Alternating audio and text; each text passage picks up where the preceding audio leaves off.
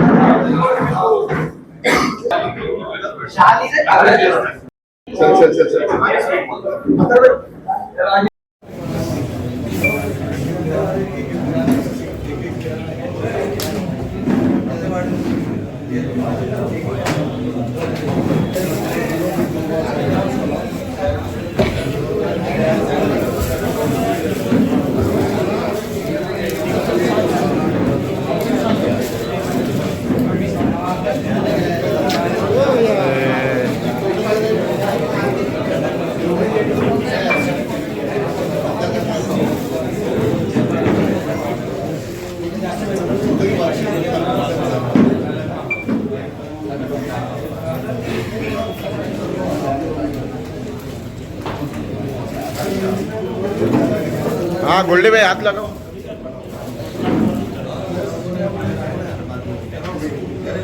ठीक है।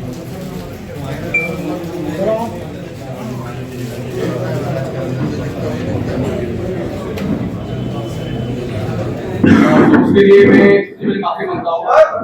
यहाँ पर उपस्थित भारतीय युवक कांग्रेस के सेक्रेटरी सचिव जो पंजाब से आते हैं और अभी महाराष्ट्र के प्रभारी अपना जो एक जोन है मराठवाड़ा के प्रभारी जो संधू सर, उपस्थित अध्यक्ष सागर नागरे जी, जनरल सेक्रेटरी हमारे दोस्त साथी आमिर भाई, महिला कांग्रेस के अध्यक्ष अजय भाई, जिलाध्यक्ष वरुण जी, इरफान भाई, बाकी सभी उपस्थित सभी को नमस्ते सलाम। ज्यादा समय लेंगे नहीं क्योंकि आगे का प्रोग्राम भी है और मार्गदर्शन के लिए ऑलरेडी इंचार्ज साहब है यहाँ पे।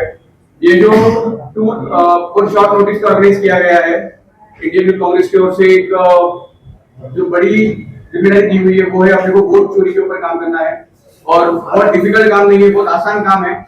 उसी के ऊपर आज की मीटिंग कॉल की गई है और अगले महीने से जो है नेक्स्ट मंथ से जो टूर रहेगा वो प्रॉपर विधानसभा वाइज उसके ऊपर मीटिंग आड़ावा क्या काम हुआ है और क्या करना चाहिए उसके ऊपर पूरी संधू सर बात करेंगे।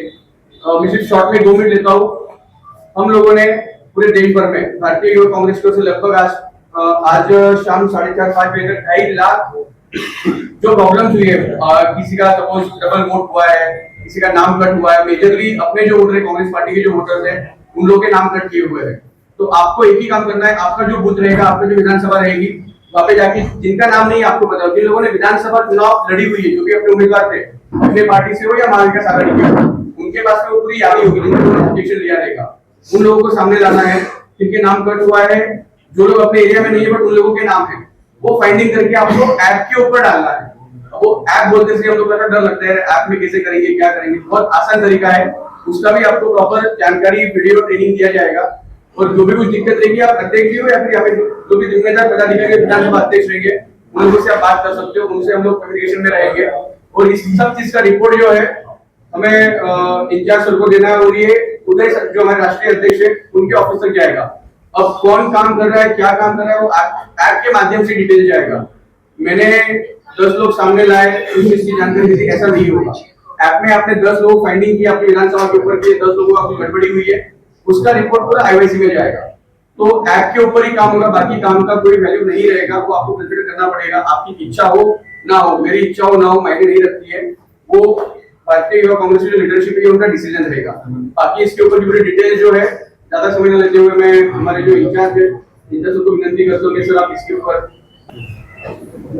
मैं तो ये सोच रहा था कि लेट आए हैं, इसके बाद सोना ही है सबने, ठीक है, तो भाषण ना देते हुए मैं बैठ के आप लोगों के साथ बातें करूँ।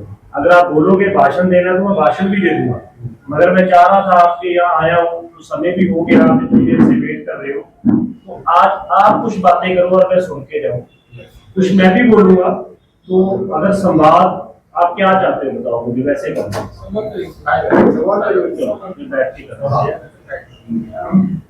पहले तो अपने विधानसभा अध्यक्ष बैठे एक ये दूसरा युवा कांग्रेस जिंदाबाद, युवा कांग्रेस जिंदाबाद।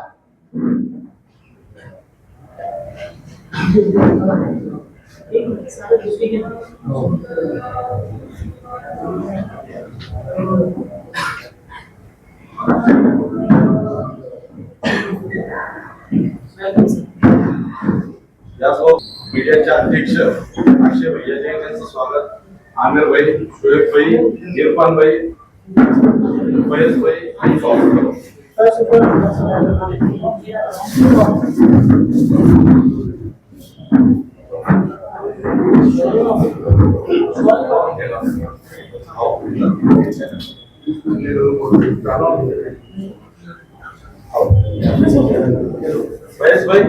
समोर बघा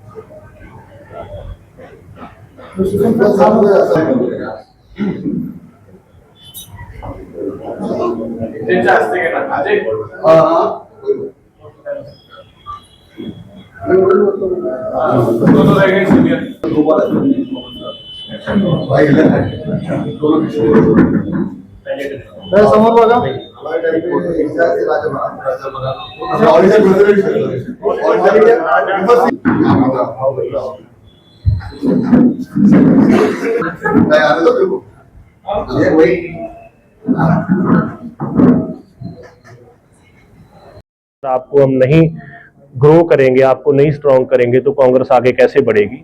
तो ये लड़के हमारे अच्छे से तैयारी कर रहे हैं, जो जो हमें लगेगा जीतने वाला लड़का तो 100% उसको चुनाव लड़ाया जाएगा।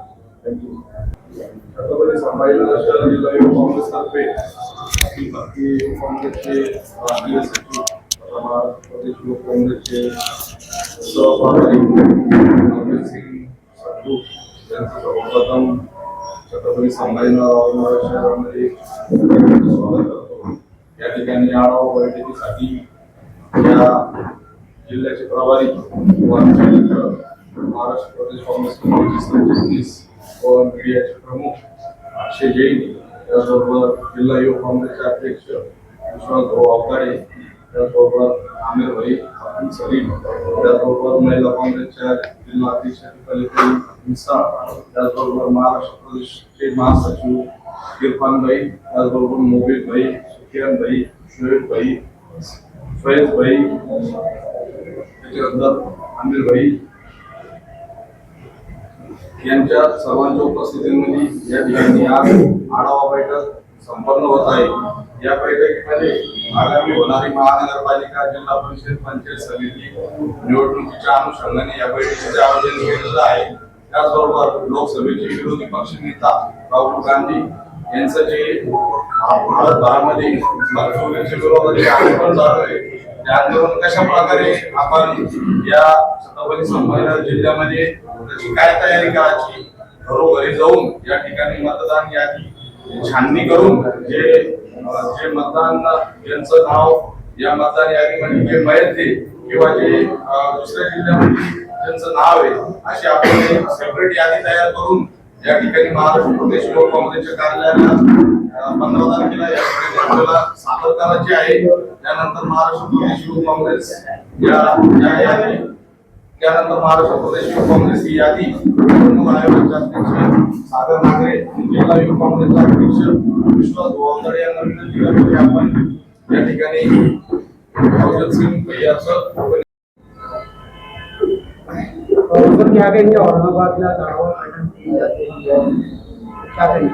सबसे पहले सारे मेरे साथी यहाँ बैठे नमस्कार, और आपसे प्रेस वालों से और सबसे मैं माफ़ी मांगना चाहता हूँ कि हम 2 घंटे लेट पहुंचे हैं, बारिश और ट्रैफिक की वजह से थोड़ा लेट हुए हैं। यहाँ हमारा ये मेरा स्टेट टूर चल रहा है, मैं पहली बार औरंगाबाद आया हूँ।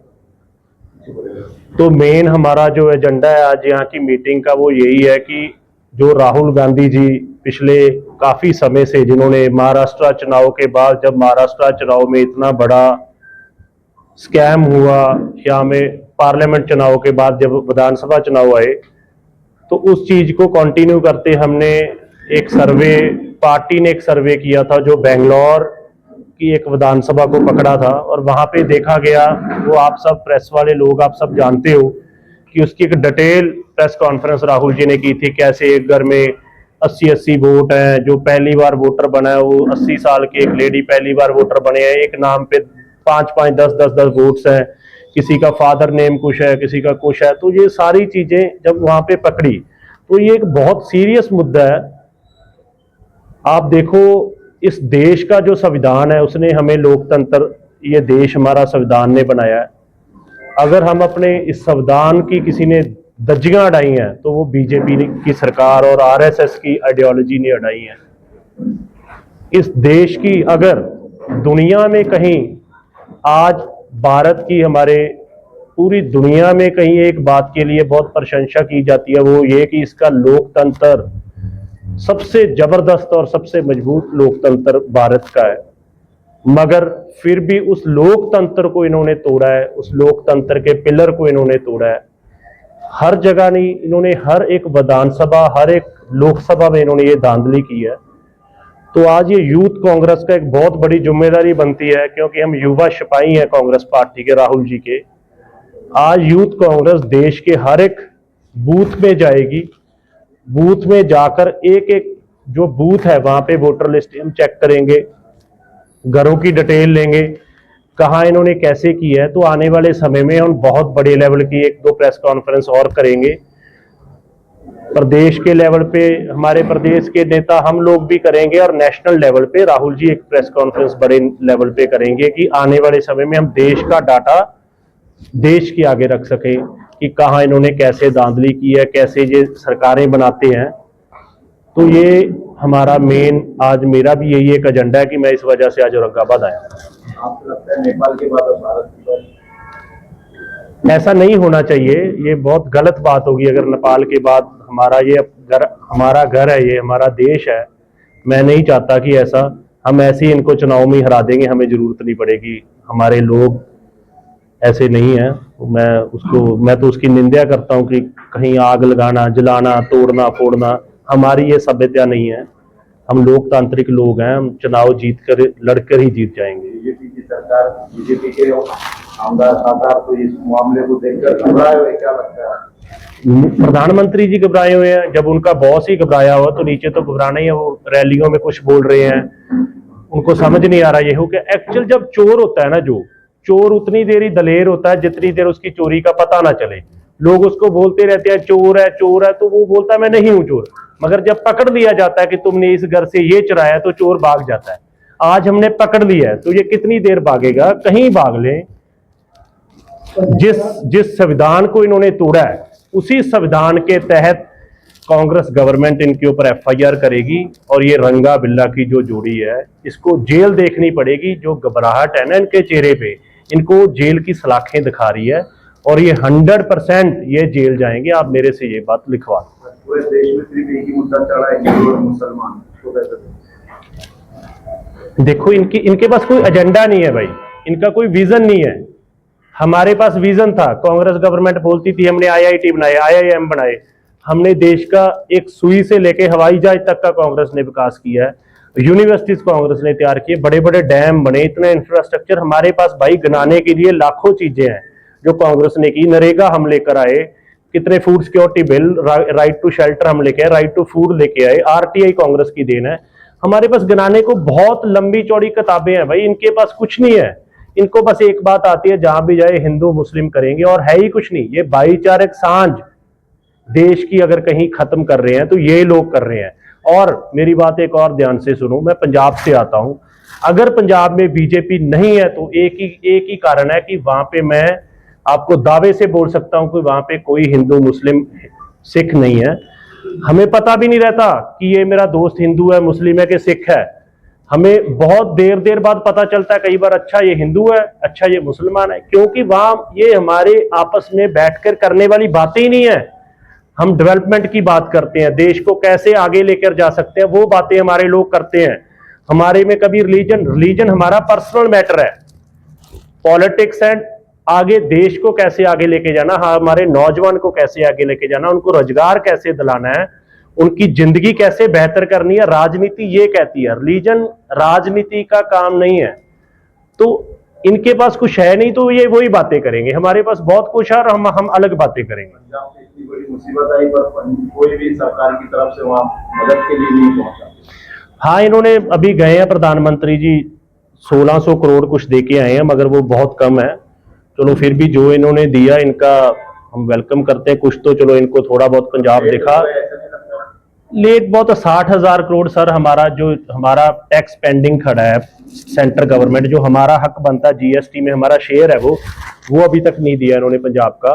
और वहाँ की जो सरकार है वो भी बहुत निकम्मी है, वहाँ का सीएम निकम्मा, उसको अपने हकों के लिए लड़ना भी नहीं आता और बहुत लेट भी दिया। और वहाँ पे नुकसान 20-25 हजार करोड़ का है, वो बहुत बड़ा नुकसान है। वो 1600 करोड़ में वहाँ कुछ नहीं होगा। तो ये तो सारी लीडरशिप हमारी पहले दिन से उसके खिलाफ है और बोला भी है कि आप ये भी क्यों दे रहे हो, इतना तो हम खुद अपने आप से वहाँ जो भी कर रहे हैं पंजाबी अपने आप से कर रहे हैं और आप सब लोगों के सहयोग से कर रहे हैं। वहाँ भी सरकार नहीं है, सरकारलेस स्टेट है। वहाँ लोगों की हेल्प के लिए लोग आ रहे हैं, देश भर से लोग आ रहे हैं। कोई ये नहीं देख रहा कि वहाँ पे आपदा आई है, किसी वहाँ आपदा आई है तो वो सिख पे आई है, हिंदू पे आई, मुसलमान पे नहीं, वहाँ इंसानियत पे आई है और इंसान बन के लोग मदद करने आ रहे हैं। हर जगह से आ रहे हैं, देश के अलग अलग तबकों से आ रहे हैं, हर जगह से। वो कोई दिक्कत नहीं है। वहाँ अभी बेहतर करेंगे, हम लड़ेंगे और करेंगे, कोई उसमें नहीं। महाराष्ट्र में अब इलेक्शन होने वाले हैं, महानगर पालिका, जिला परिषद, तो युवाओं को क्या मैसेज देंगे, किस तरह से लड़ना? युवाओं को, मेरे यूथ कांग्रेस के साथियों को मैं बोलूंगा, जबरदस्त तैयारी करो। आप इस देश का फ्यूचर हो, आपने चुनाव लड़ना है, नीचे से स्टार्ट करना है, तो अच्छे से मेहनत करो। अपने जो भी कांग्रेस के देखो ओवरऑल तो आने वाला रिजल्ट आपको बता ही देगा, क्योंकि महाराष्ट्र के लोगों को भी पता चल गया कि इन्होंने हमारी वोट चोरी करके सरकार बनाई है। तो जो हमारे यूथ कांग्रेस के लड़के हैं, मैं उनको बोलना चाहता हूं कि आप अच्छे से मेहनत करो। जो भी आगे चुनाव लड़ना चाह रहा है, पार्टी आपको बिल्कुल यूथ कांग्रेस के लड़कों को